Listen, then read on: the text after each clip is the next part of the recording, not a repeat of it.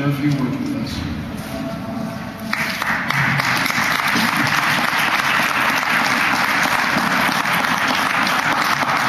Thank you, Congressman Boswell, and we are certainly proud of your very distinguished military career and your inspiring leadership in Washington, D.C. on matters related to our veterans. And we thank you for that continuing fight on behalf of them. I also want to welcome General Gardis, Lieutenant Governor Judge, Senator Grassley, Senator Harkin, other distinguished guests, state legislators are with us as well. And most importantly, I want to welcome the Omvig family. And we are honored by your presence as well. We are here today to remember the life of one of Iowa's own, Specialist Josh Omvig of Grundy Center. Specialist Omvig was an Iowa hero. He did what so many of our brave soldiers do. He left his family and friends behind to fight on behalf of us and his country. He served with distinction, and when Josh's tour of duty was up in Iraq, he returned home. Unfortunately, the war came with him. The wounds from that conflict never healed, and in the end, Josh himself became another casualty. This is a story that has repeated itself far too often. Post-traumatic stress disorder is real, and it affects thousands of veterans all across our state and across our country. It has been said that, quote, the true measure of a nation is how it treats its veterans. In the past, our country has rallied around our returning troops through initiatives like the Veterans Administrations and the Montgomery GI Bill.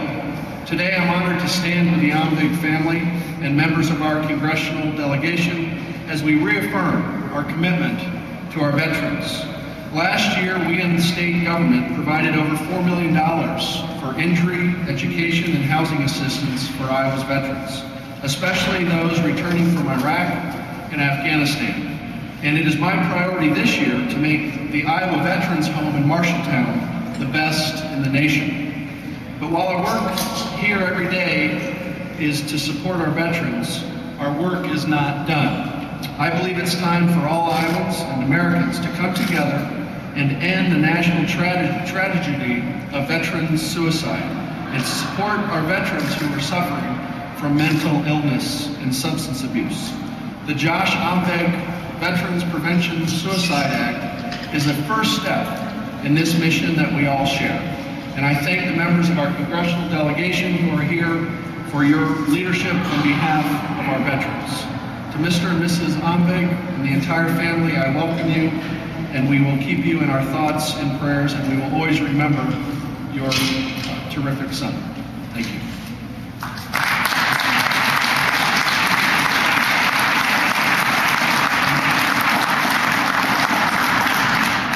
Thank you, Governor, for those remarks of concern and care. We appreciate that very, very much. And taking the time. By the way, happy birthday. It's his birthday.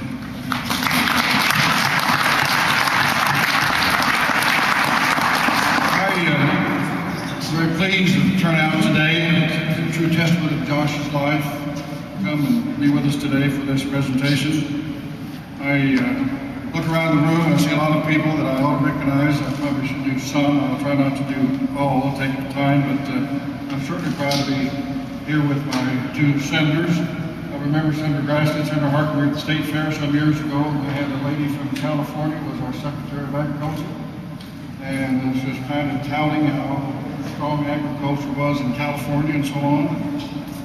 And kind of let me know that they had 50-some representatives, and we had 5. And I had to say, and I hope I didn't embarrass you at that time, Senator Grassley, you smiled anyway at that time. I said, well, we may only have 5 representatives compared to their 50-plus, and 30-some in Texas, and 30-some in Florida, and New York. But we've got 2 senators, and that's all you've got. Oh, by the way, ours are senior to yours. And the point was well taken, so I'm so proud to have you here. And we wouldn't have this bill that we're celebrating, and we're pleased pleased to present today. We couldn't have accomplished it without our senators. And it takes both houses that they jumped right on and co-sponsored and helped and worked and did everything. I can't thank them enough. I'd also like to recognize Lieutenant Governor Randy Page here. Lieutenant Governor, we've go back a lot of years, and I just appreciate you so much, what you bring to all of us. Appreciate it very much. Lieutenant Sean Parrish, over here on my left, current commander of the unit that Josh deployed to Iraq with, the 339th Military Police Company, and personnel from that unit here with us today. So I'd like to give them a hand. 339.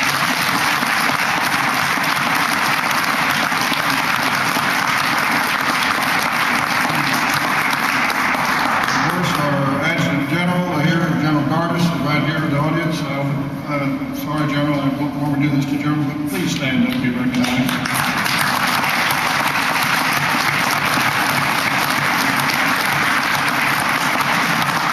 Your service to the state of Iowa, the National Guard, and to our country is one of great honor. We thank you very much. I'd also like to acknowledge Donald Cooper, who stands, I named him Director of the Des Moines Veterans Administration. Right over here.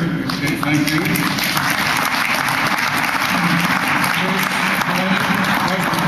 Association of Mental Illness for Iowa, Bruce, right here, thank you.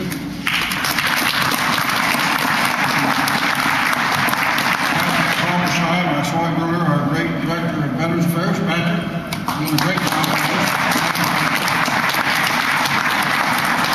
Ryan Alvin, Director of Public Policy for the Suicide Prevention Action Network, right here, thank you so much.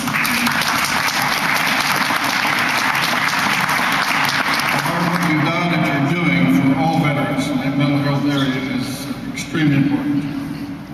I also like to recognize we have Representative Bailey and Senator Beal here they chair the House and the Senate Veterans Affairs Committees. Thank you very much, Senator.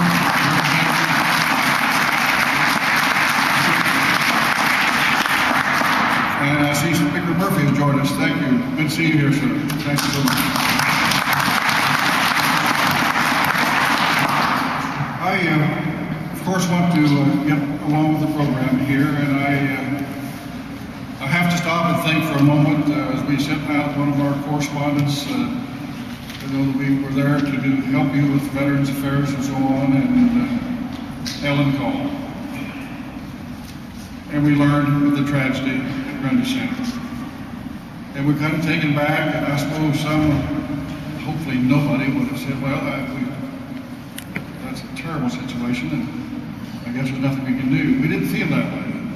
So we established a communication. Ted came, and Sally, myself, others, Dave, and we started talking.